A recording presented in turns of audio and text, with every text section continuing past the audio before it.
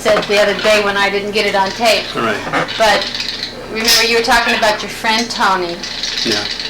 and he's the one. Was he Yes. the one that suggested it? Right. Mm-hmm. Yeah. But before this, it started off with a rumor Mm-hmm. among the Russians in exile that the Turks negotiating with Soviet Union, and one of the demands of the Soviets was to get all the white Russians that are in Turkey, send them back to Russia. See? Oh. And that's what started the turmoil, because immediately the consulates get in touch with the allies, England and France and all this, and they immediately responded with almost invitation. We'll take as many as you can give it to us, and so forth, particularly France, Italy, and temporary or whatever they want to stay, as long as they want, whatever it is, you see. And so there, all we were there, trembling, not knowing what's going to happen. Sure. No, where we're going to go. And You none know of what us. would happen if you went back to Russia? But the what would they chances do? are they either send you to Siberia or just kill you. They've been shooting us. They've been shooting you during the war. That's right. And so I talked to Tony and I, but we were talking about what we're going to do. And I said, well, my best chance is to go to French consulate and see if I can get visa to go to France. He said, it's a good idea. And you spoke French, Yes. so that's sort of a logical choice. Oh, yes, enough. I speak not fluently, but I can carry the conversation on. And so he told me, he said, you go let me know how you do and all this kind of things. So I went over. And they immediately told me to fill this out, like a document that I'm going and all Like an this. application. Yeah, an application. And the consul or ambassador of theirs, I don't know which one, said that they'll keep in touch with me, and if you don't hear us tomorrow, call us the day after tomorrow or something like this. And sure enough, I called back and said, everything is ready for you. So you can leave, and again, the date was July, before I went to the United States, so the beginning of July or something like that. I see. Now, was this 1922 or 1923? 1922, yes. 1922? Yeah. Come along, Falcon, we know when we're And, not wanted. Bye-bye, Do baby. you want to drink a Coke? I'm fine. No, I'm fine, thanks. Well, I'll see if they have that. So I start thinking and listening. Everybody was talking about how and where and what you can do, and the Russian consul was very cooperative, giving us information and all this kind of thing. And of course, the United States was the hardest place to get in. It was. Yeah. Why? Because they were accepting the fewest? Apparently, this kind of thing. So I talked to Tony. I said, that really doesn't look too good. And he said, why don't you talk to Mrs. So-and-so at the embassy and see what she can find out for you. And I did. I called. She was very, very cooperative. And I said, I'll get in touch. I have an idea. I know who to talk to. And I'll get in touch with you as soon as I know. And the very next day she called and said, we're in luck. They have Now let's get back to this. Was the woman that you dealt with in the restaurant, right? Yeah, the ambassador's secretary. What's his name? Bristol, Ambassador Bristol. And she said she called somebody in the embassy or something, and they know that there is a committee in New York that's organized to help Russian students in exile. And Mrs. Vanderbilt, Lady Astor, and the whole society, people here and in Britain together, you see. And so somehow she sent the word or whatever it is, and a couple of days she called back, she said, "We're in luck. They accept you." And that was a program for Russian students in exile. Students in exile. So you had to have Still be a have to- particular age Yeah. and have had a particular type of education in order Oh, to yes, get that. not only that, but in the consulate, I had the copies of my transcript of school, you see. Do you still have those transcripts? I don't know, not now, I don't think so. Maybe I have something at some spot here. And and get like a reference from the council that they dealt with you and know who you are and all this kind of thing. And the name and this. And I brought everything with me. And one of the assistants to Bristol, I forgot his now, captain. I think he was captain. He sponsored me or something like this, you see, which was a big thing. And he became the official U.S. stationery and all this kind of Oh, thing. I see. He recommended you. The recommendation, yeah. So I got all this together, and they told me, good luck, go back to consulate and say that you're all set, and I did, and they gave me $100. Good luck, and keep in touch. This guy, then with this, wait and see how soon we're gonna be called. Then they gave us the date of the ship came in, and then we found out it was a Britannia. And then later on, Now, the name of the ship was the Britannia. Mauritania? Britannia is still working. And I think it's a British line. And every once in a while they say it in the newspaper. It's a beautiful, beautiful thing. So we found out that they give us transportation on the first class of Britannia, and they pay all expenses. It's not something. Yeah. That's something terrible. So we were celebrating. Now tell me who else, how It was many? about 12. About 12 of you? Yeah, 12 men. They were all about your same age? Right. And a couple of them were lieutenants, a little bit older than I am. But they had a background and all this kind of thing. And so they came in, and I got all I can carry, not much, a few things that I own with you, and told Tony, so I'm going to walk and see that you get after me. And I did. Did you do what?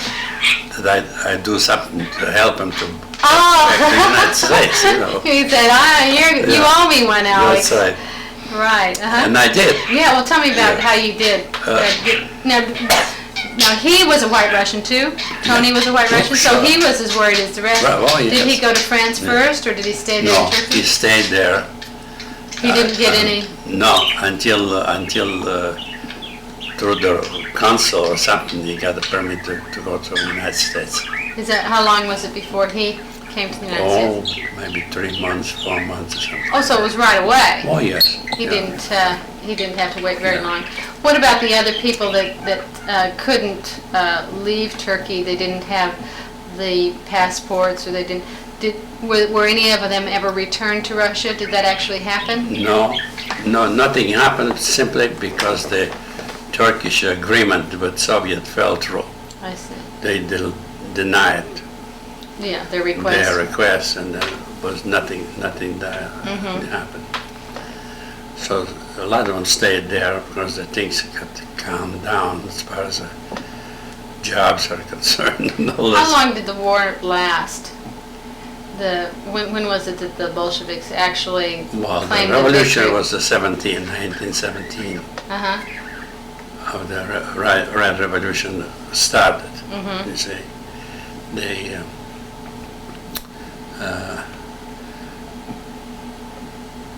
started almost right away. At this time,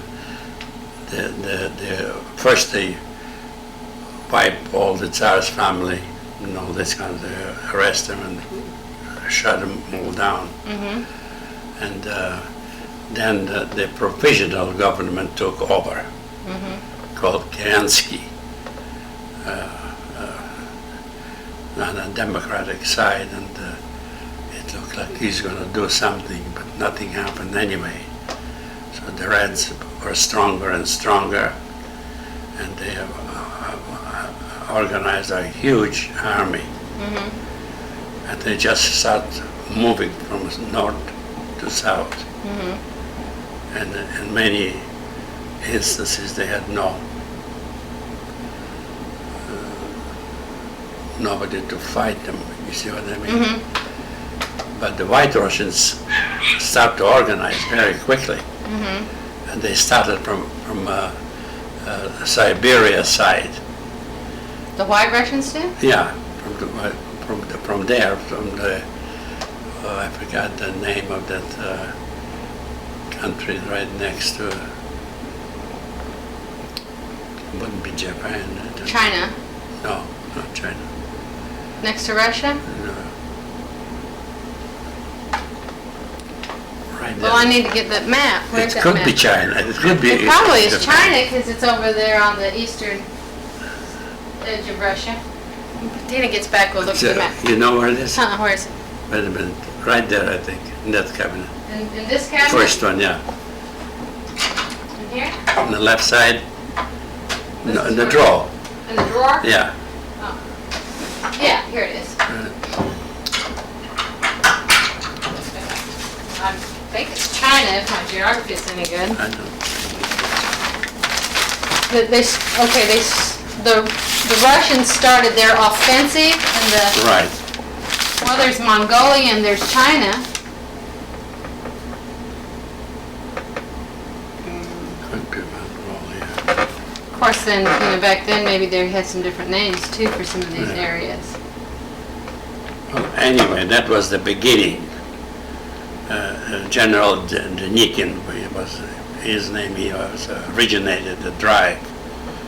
And he got all the officers of the army to join in this kind of a thing. And in that area, they organized and they started moving.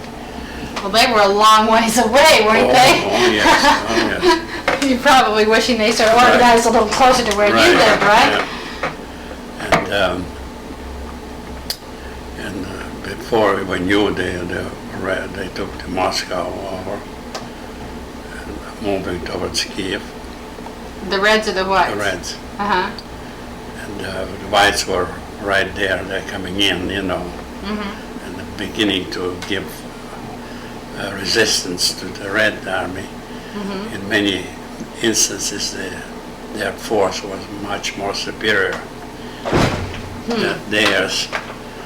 The fact that the members of their staff are mostly officers or former officers of the Russian army, the White Army.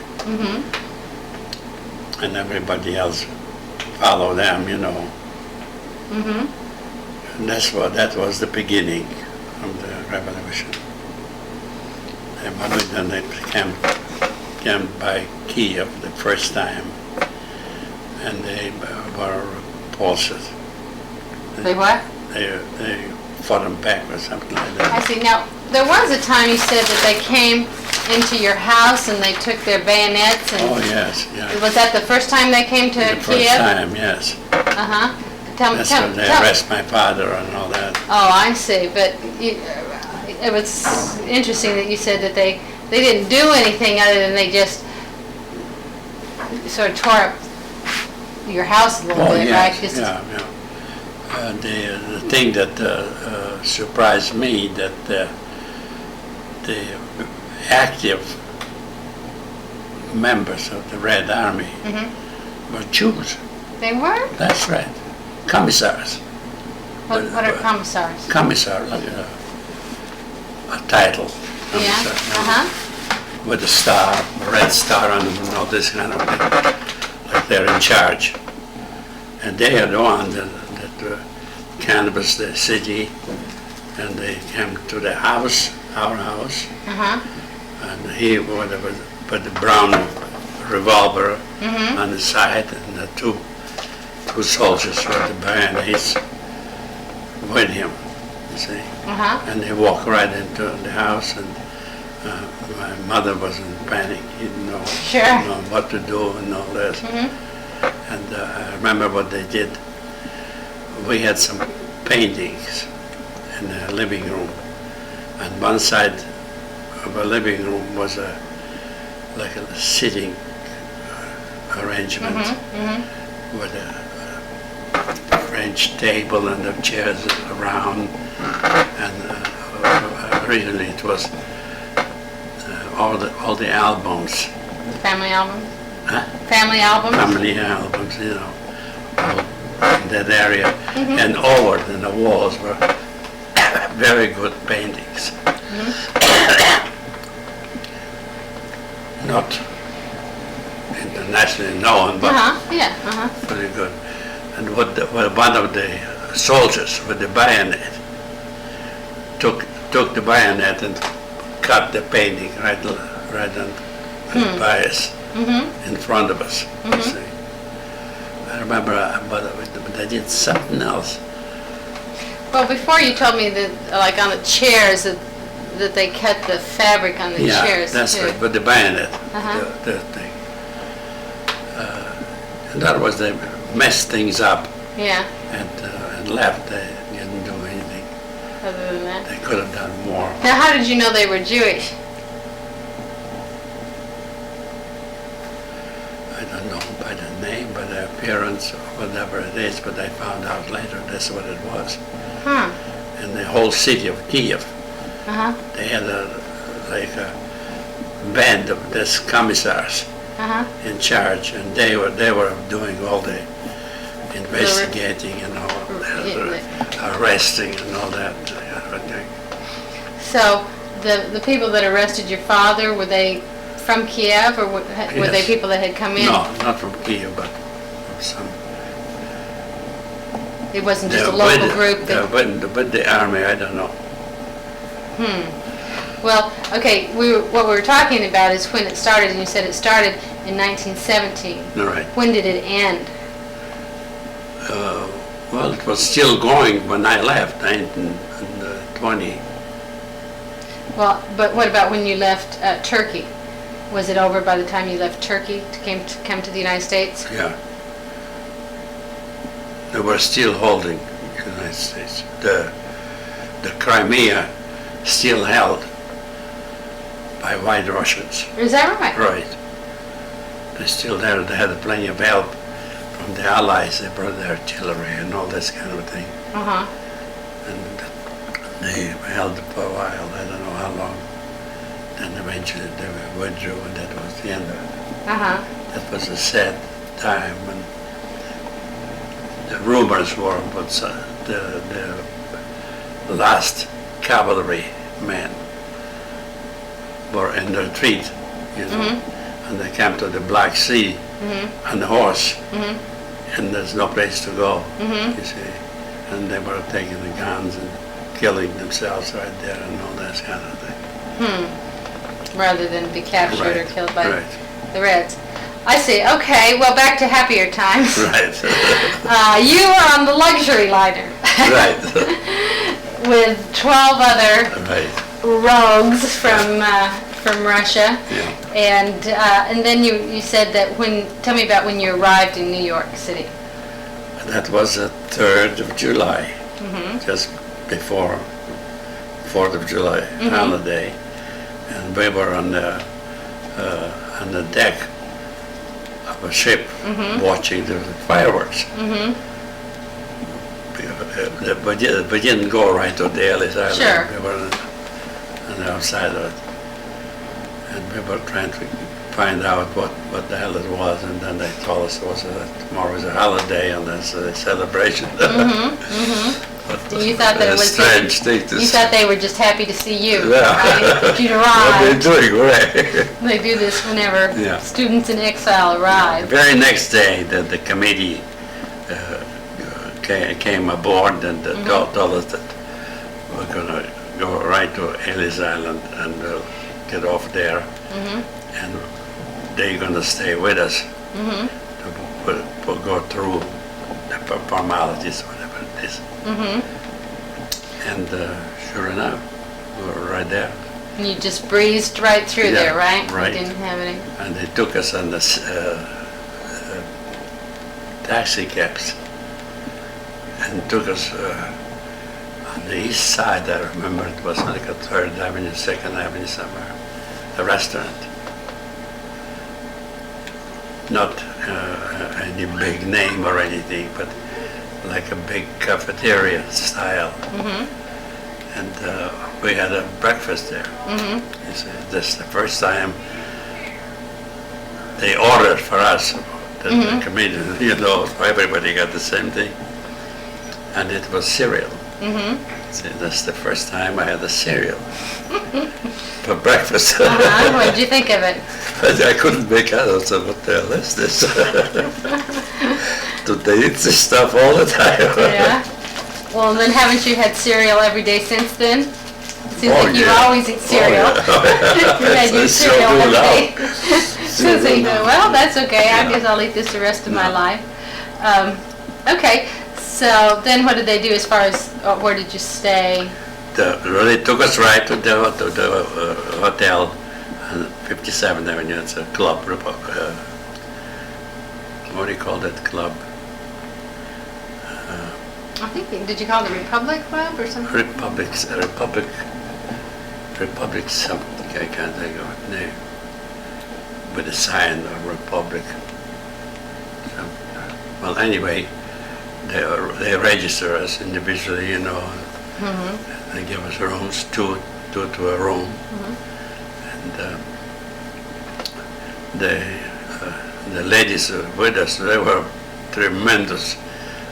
They anticipate all the needs, you know, so quick. And they're giving us instructions of what to do and what to say and all this kind of thing. And Did you know any English at all? very few words. Very few words. But they told us that don't worry about anything. Anything you need, let us know. We'll take care of it. You know? Including that if you need any money, you go to the cashier and they'll give you a check or a voucher, and you can take whatever you need for money or something like this. I didn't have to go, but I could have, you know. And so that was the beginning.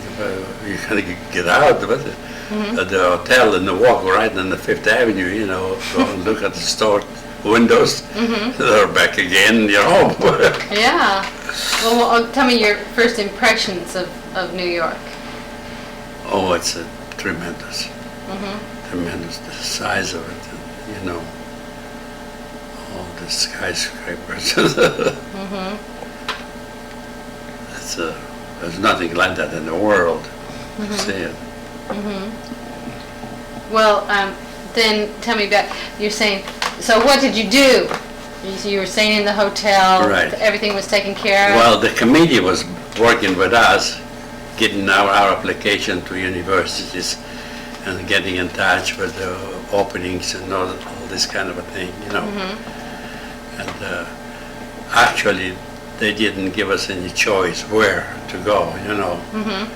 But they have places that will be able to take care of you if you qualify in this kind of thing, which is complicated. For each place you have to send out all the resume of what you all have and this kind of thing. So the first thing I knew, which was at least 2-3 weeks, that they will accept me to Cornell University with a 2 years credit, 2.5 years credit. But they cannot do it until 2 years from now. See? So, and this is it. There's no choice or anything, just wait 2.5 years. So one of the hostesses, you call them hostesses, what they are on the committee, she talked to me and they said, so you have some experience. I talked to her beforehand, so she knew I was in the restaurant. And she told me about the Westchester Country Club, and so we tried, see if you couldn't get a job there. And she found out with the name of Maitre Marcel, Monsieur Marcel, and told me how to get there. It's only 20 minutes ride from New York. And I went over there, in the ride New York. Met Marcel, he was very receptive, he was very pleased that he heard of this particular lady. And he said, well, so we have to do something for you. Where was Marcel from? Was he, you said that he spoke He's French. Oh yes, he's French himself. Oh, he is French. Oh yes, French. And he was very pleasant, you know, and trying to think, what can you do here, you know, and this kind of a thing. And I didn't even know just how far, but it's a hotel officially open, or they're open for trial basis or what, you know. In other words, half of the hotel, not half, 3/4 of the hotel was empty. And then they have a trial. I remember first Sunday they have polo game right in front of the hotel. And we're watching play golf, playing polo. And back again, so he told me that they're opening up children's department to take care of the children. Or children's dining room, wasn't it? Yeah, dining room. And very nice location right off the floor, main floor, you know, of the lobby, like. And very nicely decorated, nice tables, the white tablecloths and all this kind of thing. And the buffets for the service, silver and all this kind of thing. And they had a sample menu, like a temporary menu for breakfast, lunch, and dinner, and a la carte, or they can order, so they come between the meals and all this kind of thing. And then they try to find out how many people will I need, you know. So he decided that you would be in charge of the children's dining room. That's right. And what did you think of that? Did you like children? Did you know anything about children? Oh, yeah, I have anything. I'll Yeah. take it, you know. Children, adults? Anything, yeah. But he explained to me that most of the children come with the governesses, and they all speak French. So you have no problem with the language. In the meantime, Well, then that was perfect, wasn't Yeah, it? Because you couldn't right. speak very much English.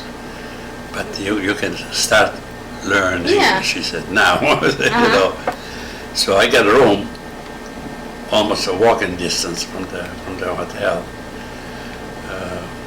Very unpretentious room, you know, one room, bedroom. And that was the beginning. You see, I enjoyed every single day. I go there 1 hour before I'm supposed to be there, you know, and stay until everything is closed up and all this kind of thing.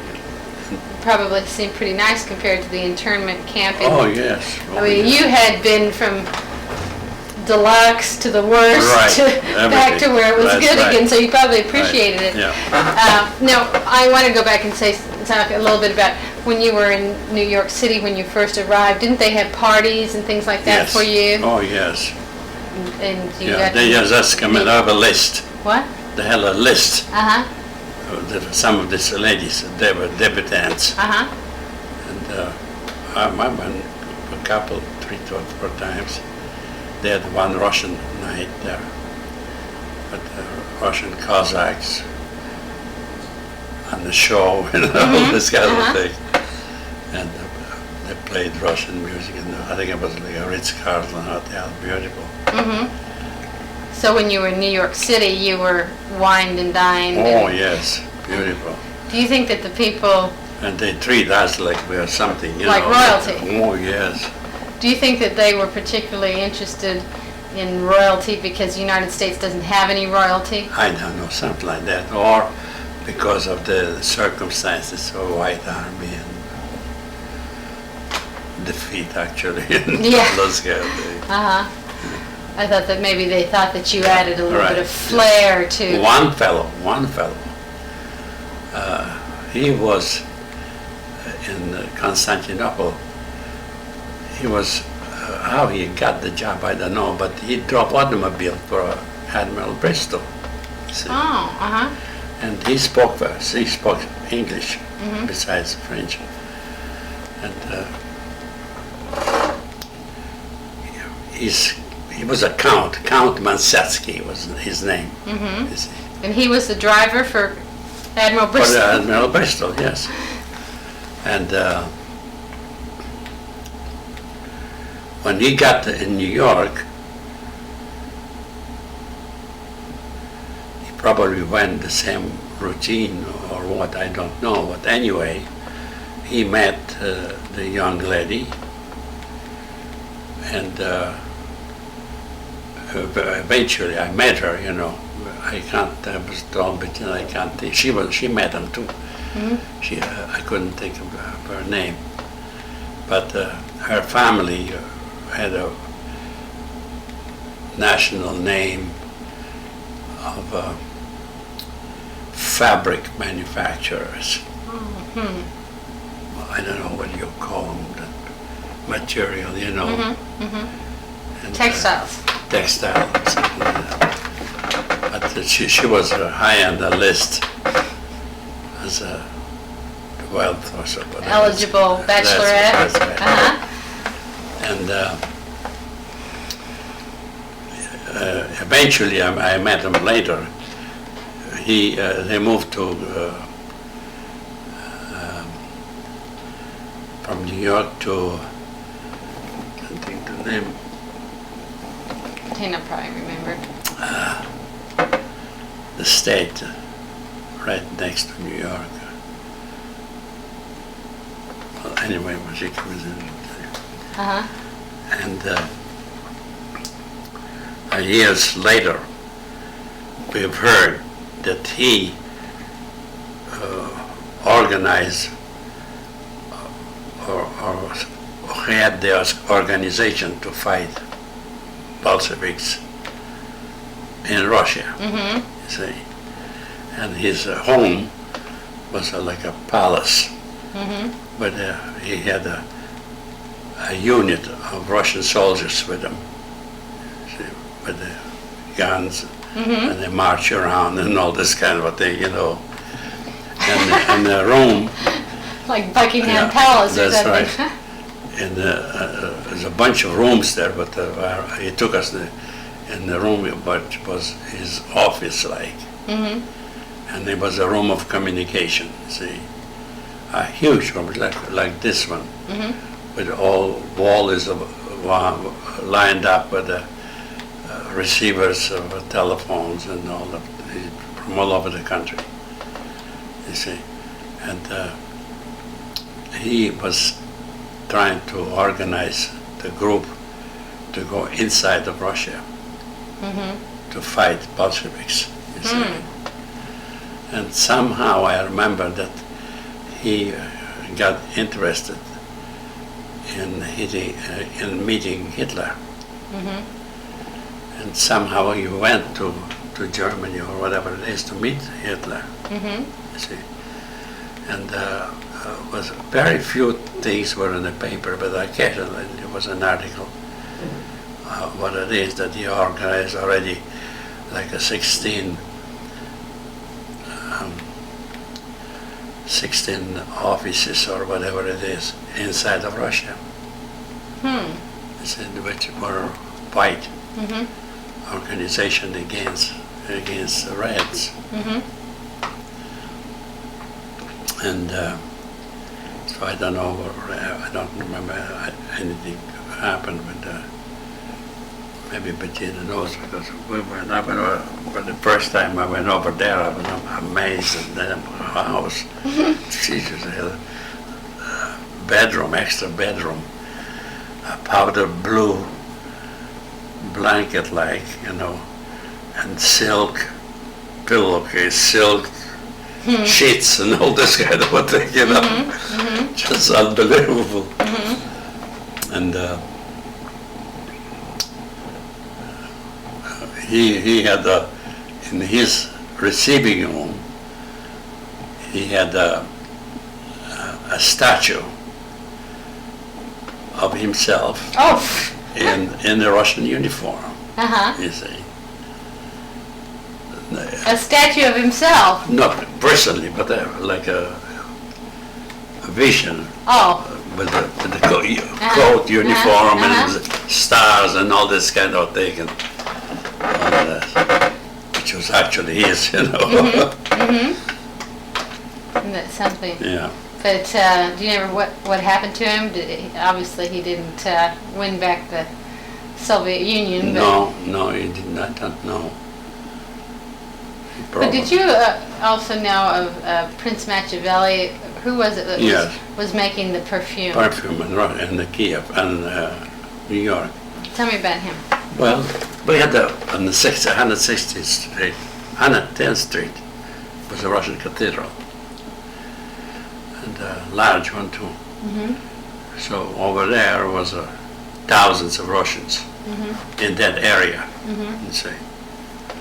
And you go there every single Sunday, you know, and meet people and all this stuff. That's how you found out that What was going on? Machiavelli, making perfume and giving samples away. Uh-huh. Was he? Did you know him? Did you know who he was? Not until then I met him, sure. Uh-huh. Yeah. Well, tell me about making perfume, Mike. Was he in exile here? Was he exiled he was too? with the White Army. Prince Machiavelli was with the White Army, Yeah. and so he arrived over here, and then he Right. made perfume in Right, his little room, and right. gave out samples. Eventually he's got perfume now. Yeah. It's all over New York. And, Uh-huh. What? How did he know how to make perfume? Was that a family business in Russia? I don't know. I really don't know. Well, I know I was getting the free samples. Giving it out to all those debutantes, huh? Going over there to get the samples and bring them back. So, you know what, Alex? It's time for me to go. Okay. So, but, you know, I want, well, let me just talk a little bit more about that children's dining room, Right. your first job. Right. When I was here the other day, you were telling me about how much they liked you. Tell me again how they showed their appreciation when they left. Yes. Somehow I think I have a knack of doing this, making it like an atmosphere of a place with the people and how things done, how they're met by the people and how they see them and this kind of thing. So it's all mine, you know. And so they were very, very pleased. We met the minute they walk in, somebody at the door making them escort them to a table and give them the menus, and that's kind of a thing, you know. And they eat every day. It was 3 times a day or something like that. And sometimes they come in between in the afternoon, a cake and a coffee or tea or something like that. And every day they finish their meal and they present them with a check, you know, to sign the check. And all the checks go in the office and they charge them to the room or whatever, you know. And so when they check out, as a rule, I think it's because of the governesses that were with them. Probably told who I was, you know. And, he said the Russian Count, White Army, you know. Yeah, I bet they love that. Jesus. And they're ready to check out, they come down sometimes with the babies or little ones and give me an envelope. You see, to thank me very much, how much I enjoy. The children like me and all this kind of thing. I put the envelope in the pocket. At the end of the day, I count, and I was amazed that the tips were $20, $15, $10, $5. Yeah, amazing. The 1920, you know, Sure. $20, you can live a month. And it was going on, just beautiful. I enjoyed it very much. And then what happened there? You remember Well, coming October, the season was over. So they open up again next February or whatever it is. And Marcel called me and said, well, there's a lot of places in New York. I'll be glad to have you. And he said, I'll give you a recommendation to the Biltmore Hotel and the new hotel, the Sheraton, not Sheraton, Statler.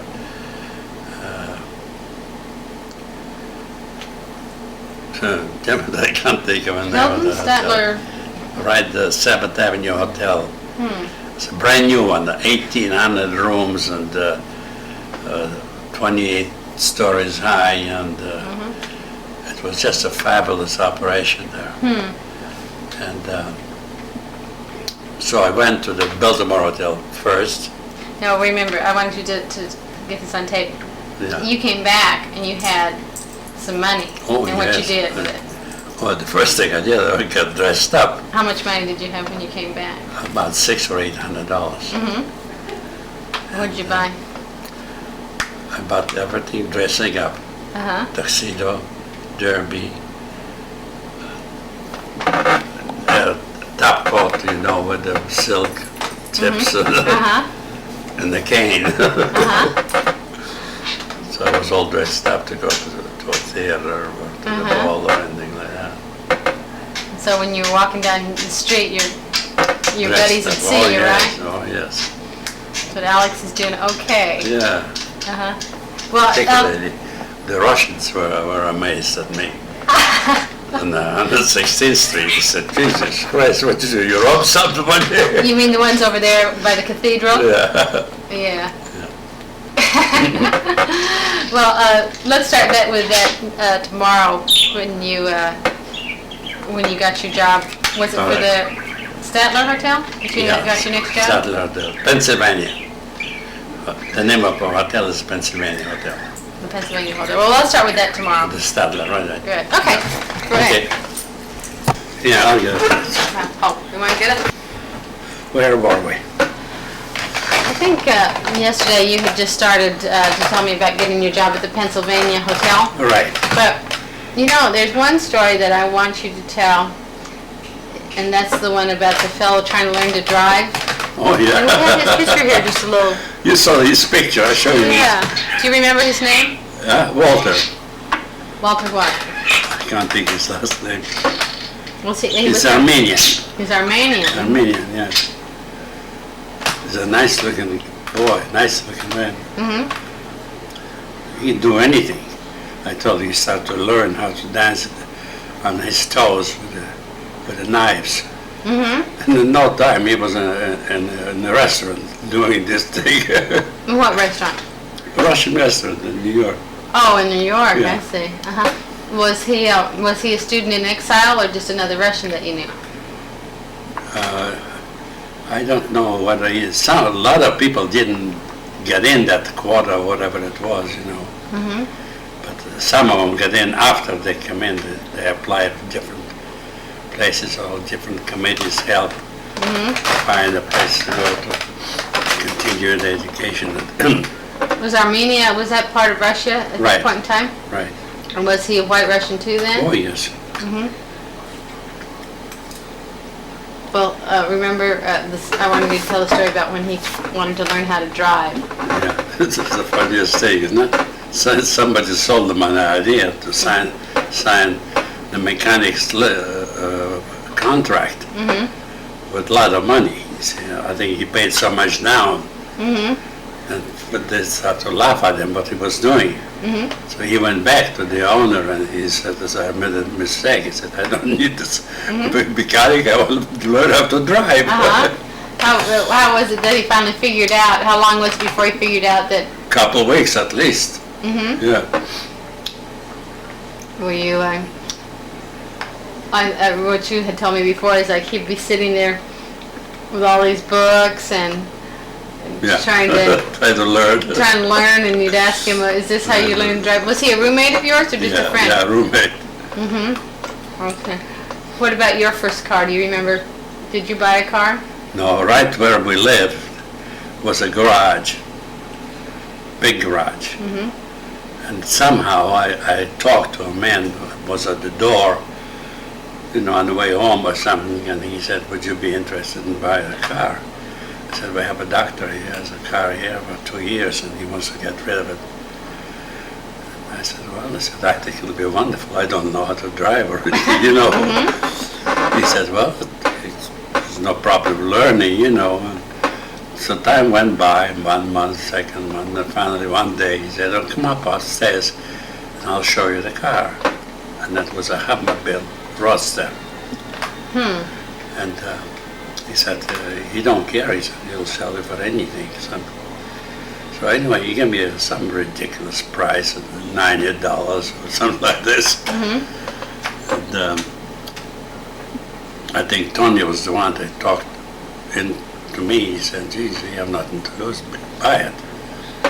But before I buy it, I want to learn how to drive, Yeah, And I went to like a school or whatever it was. We have a friend who owned renting automobiles.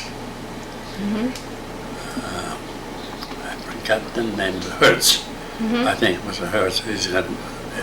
Eventually it was a very big owned drive-in places all over the country. And he recommended a school or something, and I went in. A special course, I didn't want to spend time or anything. I went in the evenings and this kind of a thing. So I learned how to shift and this kind of a thing. They had a car.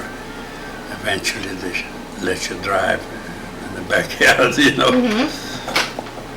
And finally, I think I was enough to get the license. Well, what about that car? Did you buy the car? Yes, I bought a car. I told you it was a ridiculous price. It was all dusted up, they cleaned it up, and the tires were good. Everything was all right. Well, so now back to Tony, is that he came, and then did he stay with you? Was he one of your roommates when he arrived in New York? Yeah, no, he was, wait a minute. Yeah, he was married after he got to New York. We were very close. We met every day, every Sunday in church and all that kind of a thing. And then he got a job as an accountant somewhere. And finally got married. He got married and they got a girl. Beautiful girl. Oh, Jesus, she was like a model. I think Bettina remembers her name. And she fell in love with the not Turkish, but the, what do you call this? We have Iranian fellow. He was supposed to be a big shot, I don't know, whatever it is. And he finally took her to Iran to live. They live in Iran, so I don't know what happened. Oh, so Tony's daughter married that fellow? Huh? Tony's daughter married an Iranian? You talking about Tony's daughter? Yes. Okay. Well, tell me about this car. That was your first car, and it was a Roadster. Right. Did you speed around in that? Was that a fun thing to have? Oh yeah, I had a good time. I always have people go with me, you know. Mm-hmm. And one trip we made it wasn't very successful. I don't know. I just didn't know how to drive, you know. But oh yeah, it was a Russian picnic. Mm-hmm. You see, and Tony wants to go to the picnic, so I said we go in the car and this kind of thing. Well, it was in time in nowhere, woods, you know. And I skid around over curves and everything else, and finally we got there. After it was at the hill, and then open spot, like a picnic area or something like that. And when it was over, we were ready to go back. See? And the first hill was very steep. Mm-hmm. And I couldn't make it, you see. What I did, I didn't shift on the first or second. Mm-hmm. I shifted on third, Oh, and the car yeah. stalled, you Yeah, see. uh-huh. And my gosh, and all these Russians come in, said, that's nothing, we're going to push your car up a hill like this. Uh-huh. So they pushed it up the And hill? they pushed the car uphill, and they started, and the car started perfect, you know. Uh-huh, but you just had it in the wrong gear. Yeah. You'd had it in first gear, you could have just gone up the hill. Now, was this when you were, when Tony was around and you had your roommate that was trying to learn how to drive, was that when you worked for the Pennsylvania Hotel? Yes. Or was it, how long did you work for that hotel? All the time. I think that was 1923, 1924. I started 10-year service with the Stadler from there. You see, in 1930, they opened the Boston Hotel, and the vice president was kind of a takes interest in me or something, you know. He did something that I was surprised. They had such a big operation.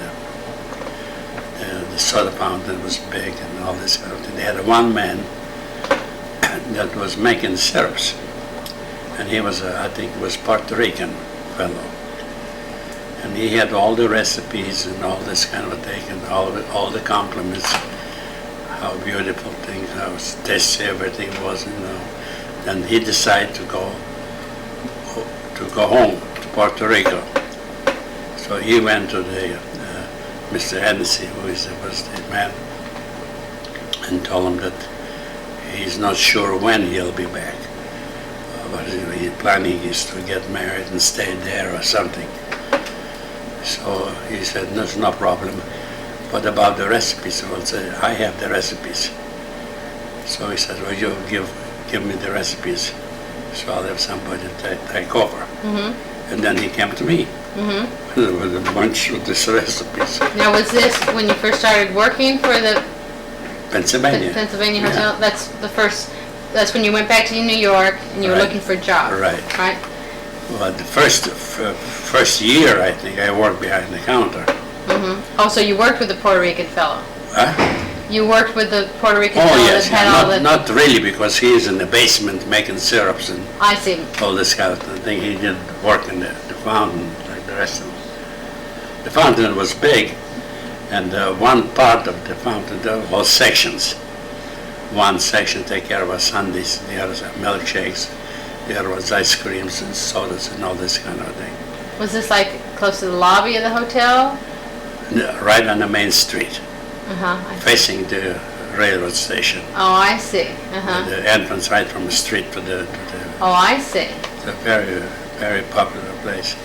So it was for more than just people that stayed at the hotel? Oh yes. For people who... Yeah, right.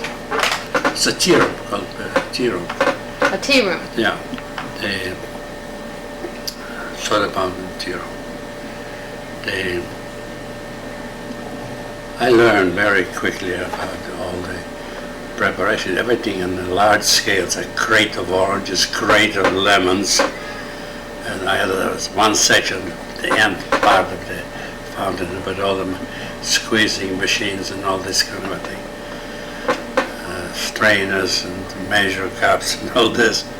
And then you have to prepare all of this. You squeeze orange juice for orange juice and lemon juice. Then they call for drinks, orange blossom and all those kinds of fancy. So they're all just made right from the oranges? Made to and order, right. Mix the oranges and lime and this kind of sugar. Dress it up with a slice of orange and a mint leaf or something. Which section did you have on the soda fountain? That's the section. What was it called? Fruit section. The fruit section. Yeah, fruit section. But you said there was a section for sundaes and a section for... Oh yeah, the next to me was ice cream sodas. The next one was sundaes and all this kind of. And I bet you saw everybody in New York. huh? Working there, didn't you see everybody in New York? Did everybody yeah. stop in? Oh sure. Place is busy, my gosh. Always have 4 or 5 people in front, sitting in front of you. And they don't stay long, you know. Yeah. They can drink orange juice and all this kind of thing. Well, anyway, but it was quite an experience. I made some changes and simplify things. And then when this guy left, then Hennessy called me. He said, I want you to take all the recipes and start making syrups. Because they didn't have any formulas or anything, you know. So I said, fine. And they had back in the basement a great big location with the stoves for syrups and all, kettles for fudge and caramel and all this sort of thing. I started making all this stuff, and I broke it down. Now, did you actually make it, or did you have assistants that helped you make it? No, you I made all my... You actually stirred it up, huh? Right, oh yes, everything myself. And Did that fellow teach you how to do it, or did he just leave you he with the stayed with recipes? me a couple of days and show me where all the supplies is. And they were sugar, they got 500 pounds of sugar at a time, all of things. Then they had to add up ginger ale and soda, bottle it to make in the bottle of the machine and everything else. So you bottled your own soda? Right, I had a helper then, he was doing this.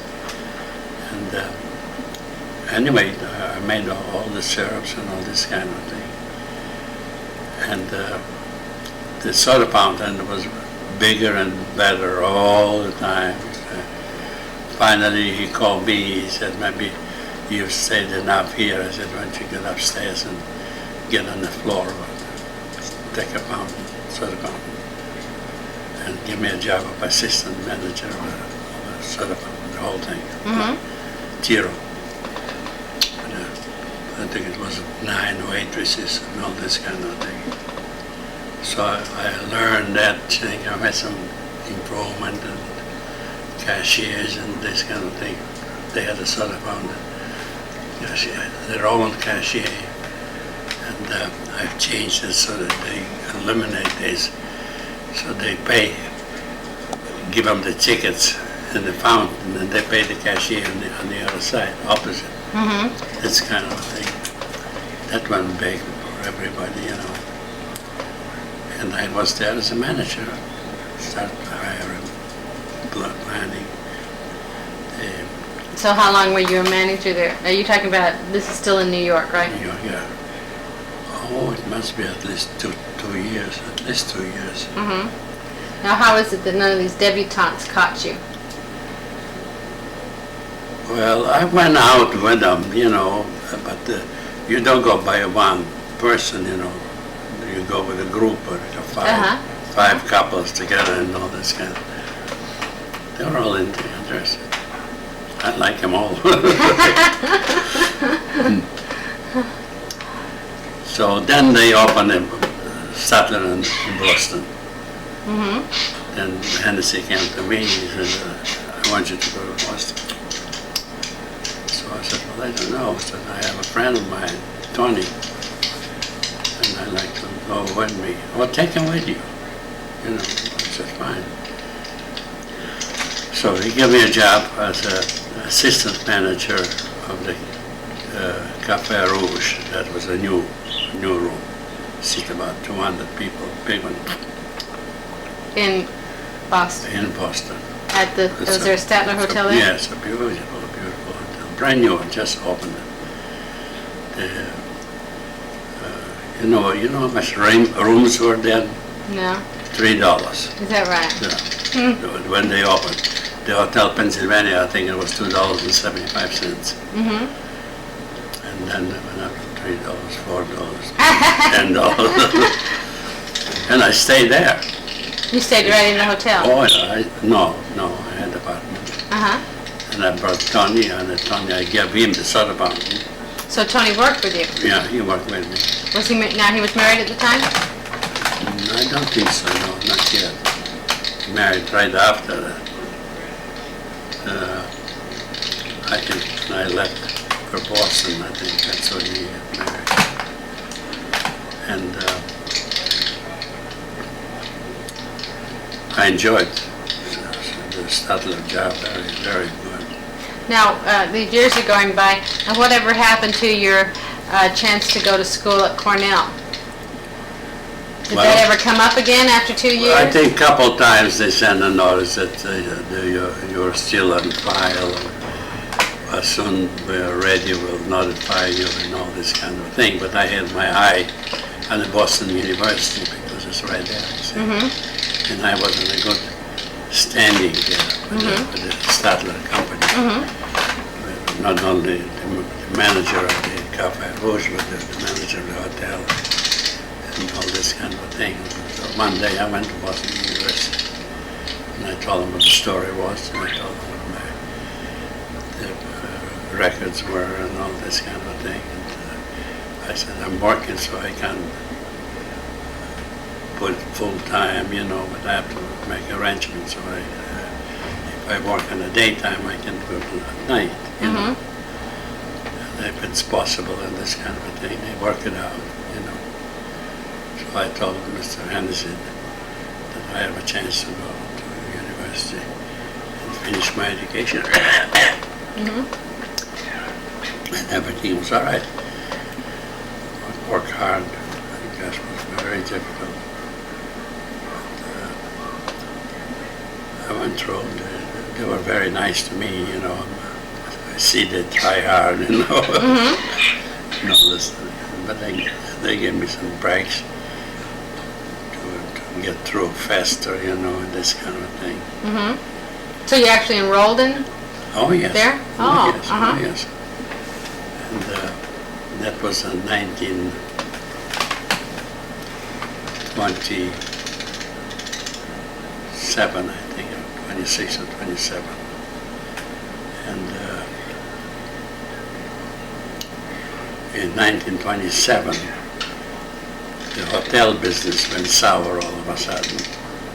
So the Statler company started cutting salaries. And they cut my salary 10%, I think, or whatever it was. I didn't like it. And this was the time I was having my vacations in Maine every summer. I think it was in July. And I met a family that I stayed nearby at their house or whatever it was. And we got friendly, you see. And he was, his name was Warren Butler. And all I knew that he has quite a credential. I think he's a Harvard graduate himself, and his son is going to Harvard and all that stuff. And he told me that he has a store in Salem, Massachusetts. And I didn't have any real idea what kind of a store it was, I knew it was a big store. So after I got back from vacation, he called me. He said, would you like to come down to Salem and look at the place in the store? I said, I want to open up a soda fountain and deal with the milk company called Whiting Milk Company. And they presented their plan of what they wanted for a location and all this kind of thing. And I said, I I'm not sure that's what we should have. So I just want to get your opinion. I said, I'll be over. So I made arrangements to get out. And I came and I was flabbergasted. That store was right in the middle of a city, Salem. Big four-way, big. The whole block, you mean? Oh, the whole block, yeah. And I think it was four entrance doors on one side and 4 entrances on the other side of a building.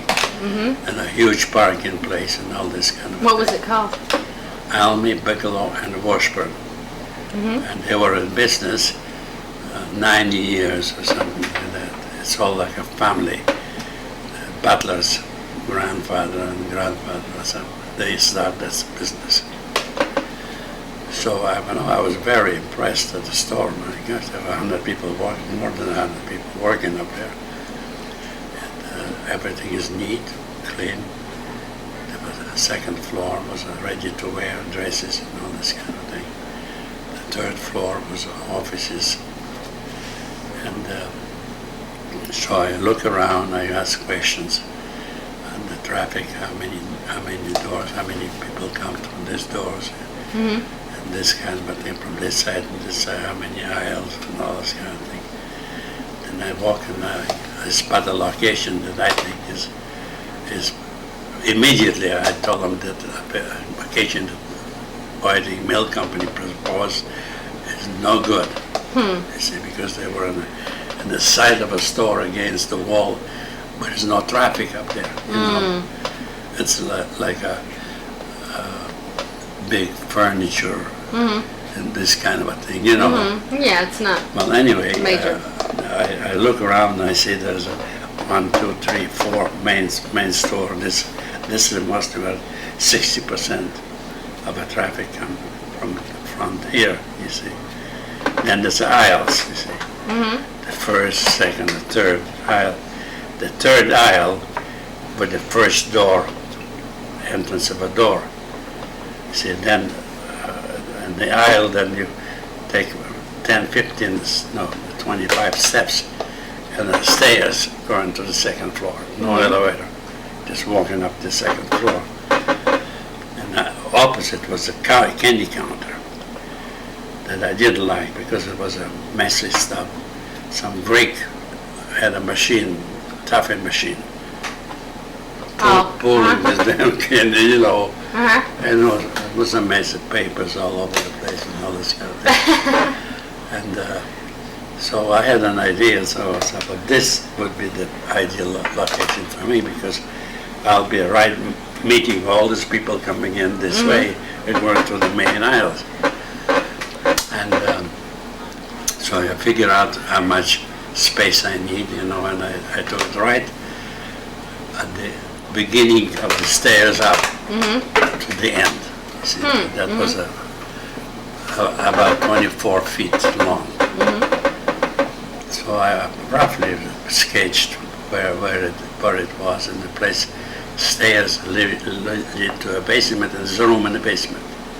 You see, that could be connected with the fountain. Oh, good. And the elevator and all this kind of storage that you need and all this. And, so I worked all this out in the paper. And, eventually, Tony helped me on that. He helped me on the percentages and all this kind of thing, and figured out on how much. I was familiar already on the alterations, you know, with the starter experience before. How much it costs and this kind of thing. So I think I give them a price. I think I came up. I think it was $18,000. The whole thing. The soda fountain. You figure like $1,000 a chair. It was 18 chairs, $18,000. And the dumbwaiter you just built right below you, you know. And below there I had a little oven, not the oven, open oven, like, you know, making it with syrups, you know. You're not supposed to do any frying there. we had a stove there for emergency. We didn't use. Well, anyway, it looked pretty good to me. See, then I broke down how much it would take in. The 18 chairs and how many people can serve an hour and just get so many days a week, and all this kind of thing. And I came up with an approximate figure, which to me was not above expectations, because average check around about 60 cents, 70 cents, 70 cents.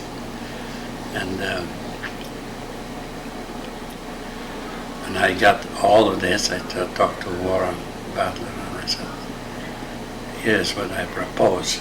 Let's see what you think. And I showed them. Tony made a sketch to me on the cardboard. And the location, this kind of a thing. And he said, whatever you say looks good to me. He said, what are the chances? I said, well, the chances are very good. So you figure out how much you can take a day, a month, a year, and come out pretty good figure. I don't remember now, but it was like a $200,000 or $250,000 in sales. My goodness. Right. So you make your own syrups and all this kind of thing. You don't buy anything that's already made, Finally, he said, why don't you take it? And I was already mad at Statler, trying to, take money away from me. Cut your salary. Right.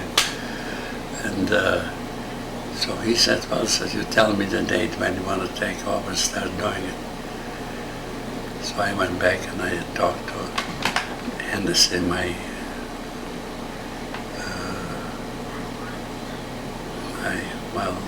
you call him, my patron.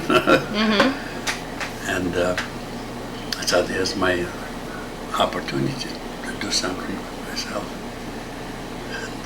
And I said, the owner, who it was, and all this kind of thing. He said, well, you're still young, you have a good future and all this, good luck to you. So he gave me references, all this kind of thing. You kiss goodbye. And I went to Salem and I rented a room there in Salem. Immediately start to work at the carpenters. And then Tony, he stayed in Boston? Yeah. How far is Salem from Boston? 40 minutes ride. So you had this job, and how did that go? How did that South Mountain go? It was terrific. It was packed all the time. Very good. And now, then what was your next job? Well, How long did you do that? I think it was 1931. And I was there for, at least it was in 1933. I think it was 1935. I had the manager, the Statler, call me and said we're going to have a meeting. We had a meeting every Monday, and he presented me with not a medal, but insignia of my 10 years of service to the Statler. They did, everybody say, with this they give you, we already had some benefits there that were good, insurance and the arrangements that you get so much money and all this. So I start with the Statler, but a new location, and things were very good. No, but that wasn't the Statler. That was at the new Sudpump. And that was at that store. Helmy Bigelow and Washburn, yes. So the first thing I want to get rid of the Candyman across the street from me, you see, across the aisle. Yeah. You see. So I talked to Warren Butler. I said, this is a dirty operation. He's got this thing pulling all day, smelling and all this.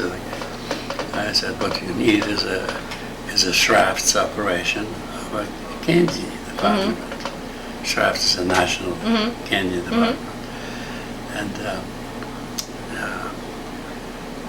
in fact, I took him to Boston, to Schrafft's store, and I showed him this lighted up showcases, girls in the uniform behind and all this kind of a thing. And he thinks that it's terrific. You think it's too much for the store, you know? I said, no. It's a very attractive, very appealing, and it looks neat. You know, you don't put nothing on the counters, you know, like they had before. Everything's on the glass. And he said, well, let's find out how much it's going to cost and this kind of a thing. They got to get rid of that brick, pay them off or something, move out. And then they build the counter with the same colors of like a cherry wood counters, the same as the soda fountain was, you know, like a part of a soda fountain. And I start the operation there. I get a girl trainer, and they let me send the girl to Schrafft's in Boston to see how they operate, you know, and all this kind of thing. And we became friends because I was the only customer from Salem to them, you know, and they knew it could be a big thing, see? And it was, because you buy assorted chocolates, for instance. It comes to the showcase. To fill the case, you need 100 pounds of chocolate. They're going to little trays like see, but you have to have something back and all this kind of thing. So the purchases were pretty high, so were the prices. I think the chocolates were like 69 cents a pound, you know, comparing to everything else. Yeah, it's very expensive. It was like $4 today. And I got girls in the uniforms, black uniforms with the white stripes and the apron and all this kind of a thing, and pleasant. And they really were very useful for the whole spirit of the store because it lifted up. At first it looks like a second-rate store instead of a high-class operation like Neiman Marcus, you know. And so next street to us, the intersection, the next street was another store, and 2 or 3 stores in a row, and one of them was a 10-cent store, 10 cents, pretty big. And I walk there, and you open the door, and you smell nuts. The counter, you see, and the people bring in pans of hot nuts, you know, and boy, the first thing you do when you go right to the counter, you know. And I got this in my mind that, Jesus, I think this is a good thing to have. So I sat working on it, and I said the best thing to do is to incorporate this into nut department, candy department, you see. And on the weekends, you open up a counter between the entrance doors, which is like a main entrance, you see. It was a space there for about 15, 20 feet between the doors. And you build up a counter there, and stainless steel bins for different kinds of nuts and all this kind of a thing. And I found a place upstairs in the basement, which was a beauty shop, and next to the beauty shop was like a reparation of ready-to-wear for a second floor. The picking up, you know what I mean? Yeah, the alterations. Tailor and alteration department. And you walk in there, a wooden floor with all the pieces of stuff on the floor. And but it was good enough for me because we had a window right to the outside, and there's enough space there to make the regular ovens and all this kind of thing. And I started working it on the large scales. In fact, I hired 2 people to do this, and I knew how to cook peanuts and cashews and pecans and all this kind of thing. Then you mix them up, and they're very tasty anyway. You Yeah. know. So how did that work? Did Oh my people go gosh, crazy? they did up, and you can't believe it. You know, it got so that I went to Boston to the people that specialize in the nut sales. And I used to buy peanuts by 1,000 pounds. No. That's right. 1,000 pounds at a time. Well, they're 100, Yeah. 150 pounds in a bag and all this kind of thing. And they were interested in what I was doing, you know. And he said that you ought to buy cashew nuts from India.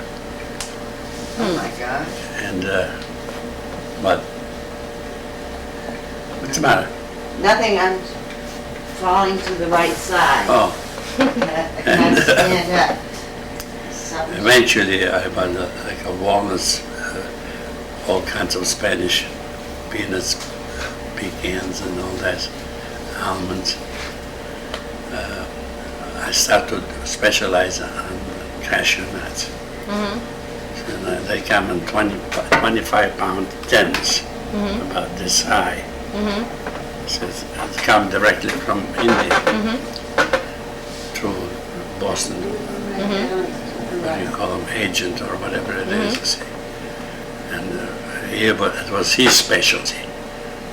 Because he probably would buy 500,000 pounds of these cashews at the time. You know, but I bought 400, 500 pounds of the cashews. Some people were going crazy over the cashews, that's huh? right, cashews, and I specialize.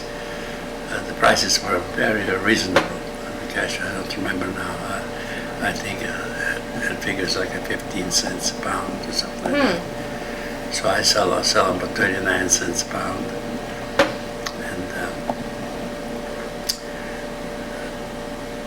And these two guys run themselves lazy, trying to run the full length of a story after a break, you know. And they go with these things, the smelling cashew nuts, and people follow where you're going. Where are you going with those? Well, Alex, and where was it that you, and this was where you met Bettina. Right. I think that's an important story to put in. Right. It was just about this time because I already have candy department and nut department, soda department.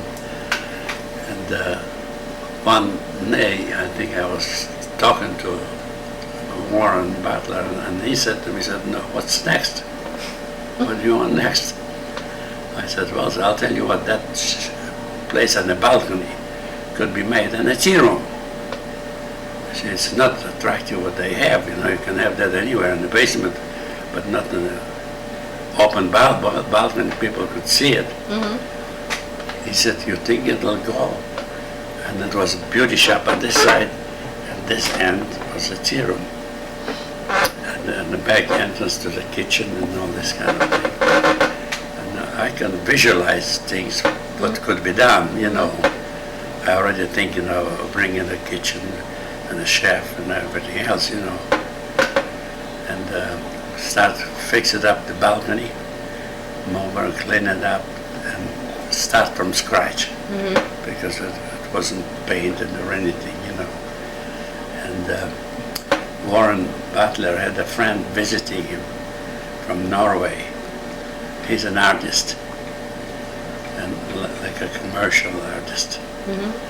And he looked at the place where we already painted, you know, the walls. And there was only 2 walls like this. This is open place. This is beauty shop. And he said, I think I can paint the walls for you. So Warren Butler talked to him and he said, why don't you do that? So you measure the space of the walls. Well, this is, I don't know how foot-wise, this is 20, must be 30, 40 feet long. On both sides like this, 30 and 30 here, maybe 35 feet. And I think between the nose, it was a Van Gogh, that name sound to you? Van Gogh is a famous painter. Huh? Van Gogh is a famous painter. I mean, His paintings, yeah, Well, his visitors, I think she remembers his name. That's what he painted. He's Van Gogh's painting. And it was like a scene with the water, yeah. the beach, and Sounds all this like it kind could of be Van thing. Gogh. And the canoes and this kind of thing. It was just really beautiful. And, For the tea room. Yeah. You painted this for the tea room.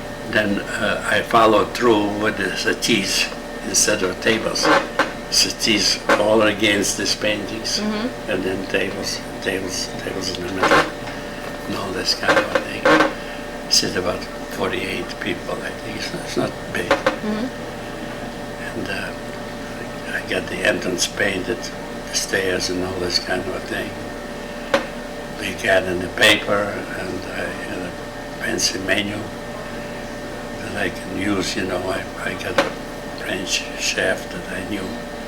I got him in with his wife to help him, and he had the two more people in the kitchen, and we were really going. And that thing was going more than I ever knew. Even the big companies that right across in the back of a store. What is that?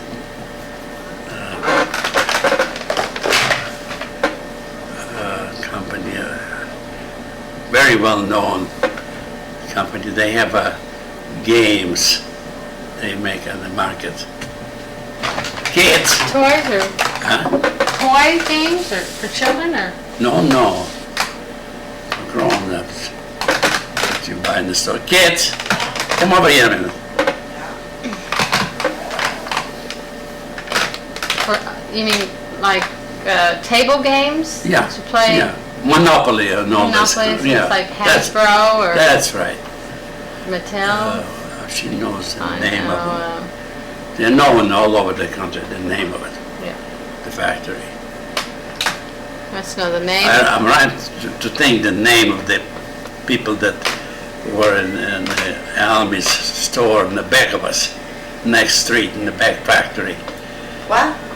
In the factory that they make Monopoly and all these games. Oh, I know. You remember the name? Oh, yeah. What? The Parker Brothers. Parker Parker Brothers, Brothers. that's it, Oh, uh-huh. Parker Brothers. I know them very well. Yeah, so the first ones, we were the most convenient place for them. Uh-huh. You see, and they probably have a couple of hundred people working up there in this place. And they just fill up my tea room right there, and it's first thing you open the door, and there they all come. Yeah, and so that was a success. So the next thing is happened that Warren talked to me. He said their contract of a beauty shop running out. I said, I don't know what to do. So what to do? He said, take it over. He said, can you do it? I said, sure. You don't know anything about. No. So we'll find out and see. Let's think about it anyway. So sure enough, I found out what it was. I found out I can't manage unless I have a license. State license, So I talked to him and said, nothing, you have to go to school to get a license. You go ahead and go to school. you know, because that was a big operation. Just to manage it, you have to know how to cut hair and everything, huh? Oh, yes, oh, So yes. how long did you have to go to school? Not short time. I think it was 6 months or something like that. Uh-huh. But the hours you select, I think you go at night if you need it and all this kind of thing. So you were cutting hair and... Oh, yes, everything. The manicure, the facials and makeup and cutting hair and permanent waves and all this kind of thing. And you actually do it too, you know. Yeah. People go over there in school and they get permanents. Yeah, yeah. Yeah, you figure out how to make the right kind of a background for a face, you know, and all this kind of a thing. And because they knew that I wasn't be a hairdresser anyway. And the people word went around, says he's going to be opening a beauty shop and all this kind of thing. So I already have students applying for a job. Yeah. And finally it went through. I got my diplomas and everything else. And I come back and give it to Warren Butler and said, here you are.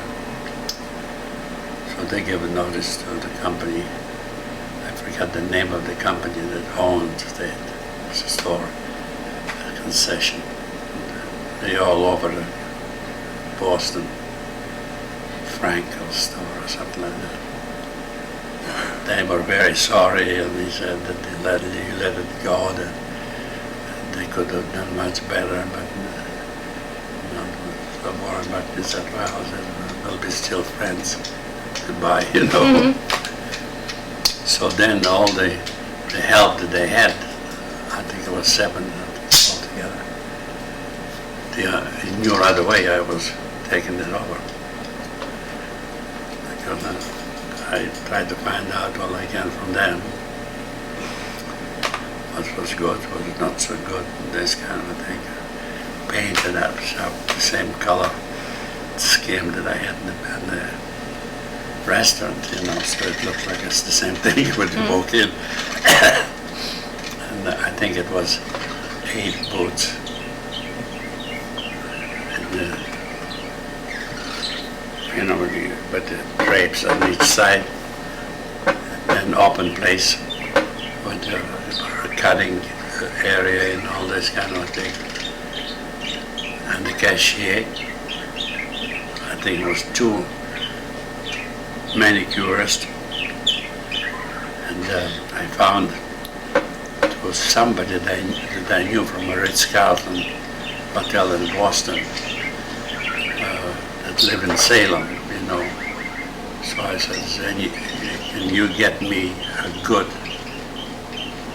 hairdresser, preferably European hairdresser from Ritz-Carlton hotel or something. Sure enough, he sent me 3 or 4, and I like one very much with a name.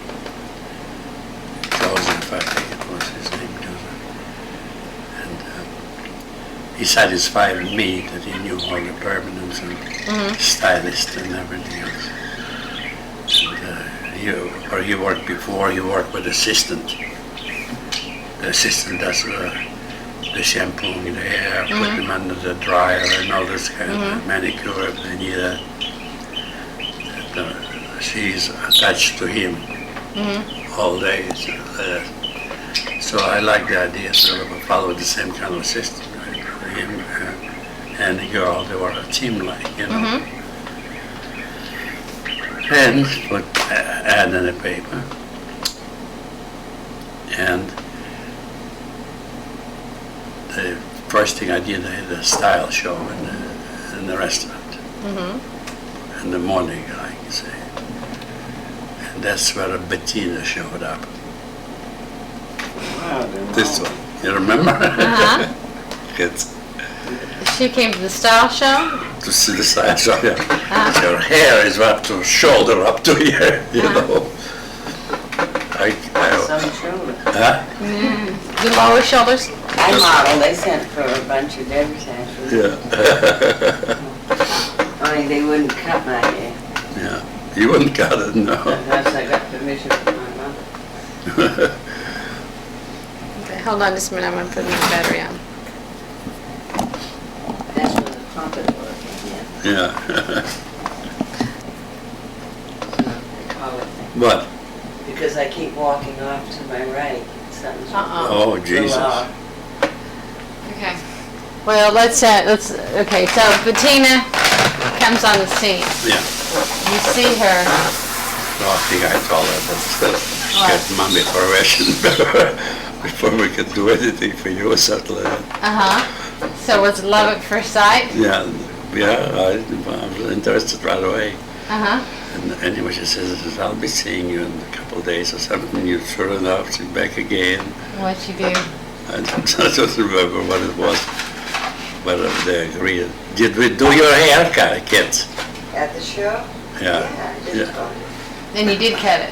That's in the way of the show, you know. Uh-huh. And she was a model there. Uh-huh, so you just fixed her hair, you didn't cut it? Right. Well, that should be interesting to the public. Well, and then from, how long was it after that you, you dated her? What did you do? You yes. asked her out? What did Oh, you? sure. We're out, went to Boston nightclub and all this kind of thing. See, I'll never forget that night. Why? I had, you wore evening gowns then, Bonnie, when you went out. Mhm. Right. Always had a strapless gown on. I know it. I was And no really afraid to look at bosoms to her. hold it up, you know. Jesus. And so you, was that the first place you took her? You took her Yeah, out? yeah. Stubart's, I think. Is that what it was, kids? No, Huh? Latin Quarter. Latin Quarter. Well, what did your parents think when he came? Did he come to your house to get you, Bettina? Well, there was just 4 different age difference between Yeah. mother and me. Up 4 years difference between Alex and your mother? Yeah. And so what did your mother say? I don't. I mean, did he come to the door She and didn't like me. He said Russian, for Christ's sake. what did you think of her mother? Did you like her mother or No. you didn't like her You either? didn't? My mother, Your mother wasn't thrilled about She was real New England. New England. You see how he said New England? Now wait a minute, let's get this straight. So after she came to the style show, how long was it before you were married? 1940. no, it was, Was it months, years, no. days? 2 years ago. oh, I don't know if the style show has been late. We were married in February 18th, Yeah. so, 1940 or 39. I think the style was a matter of weeks, Alex. So it must have been 1940. Well, why was it just weeks? What did he do? Did he just sweep you away? What did he do? Yeah, what did he do? I mean, No. You met him, then what happened? Well, You just went, We're you got on going one out, date? Did we you? were going out for a we year. went we went skiing Right. with Oh, yeah, Bill I Fuller remember and a that, whole that's right. gang of them. And Then then I belonged to Salem Country Club. I brought you to Salem Country Club. but this was all after we were married. But we went on a skiing trip. You went so- skiing with him before you were married? Oh, it was a whole group.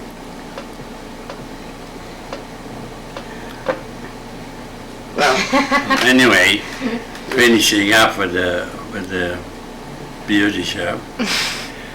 The very next thing was right outside the entrance, on the left side and on the right side was spaces, you know. On the right side was a flower shop, and the left side was empty, you know. So I said, what the hell? Yeah, you need to sit Something down. could be done there, Uh-huh. because the parking place continuously, 40 or 50 cars up there, you know, and hundreds of people go by the store, they'll go in and out, they go by that That empty space? empty space. So I talked to Warren Butler. I said, how about the vegetable store? And he said, well, he said, I don't know. He said, I'll go. Or, I said, well, I think it's take a chance. He said, all right, we'll fix it up so it looks like a store, And I went to Boston. And I think I told him I need a station wagon to bring the food, So I think they had a connection with some kind of a agency in Salem. And they picked me up. I think it was Ford station wagon. And I went to Boston and I checked on everything, already familiar with prices and all this kind of thing and places. And I made the list, look in the other places, see what they sell and all kind of things. And, load up the station wagon with everything I can, all in cases. Like the cherries, they come in a case, And strawberries coming in a case, 12 boxes in a case, and all this kind of thing. Bananas, or strings of bananas and all this. And, oranges, a crate, and this kind of thing. Potatoes in the 100-pound bags and all this kind of a thing. And I arranged it the best I could, with not spending too much money on shelves and this kind of a thing, And I put a man and a girl to run the place.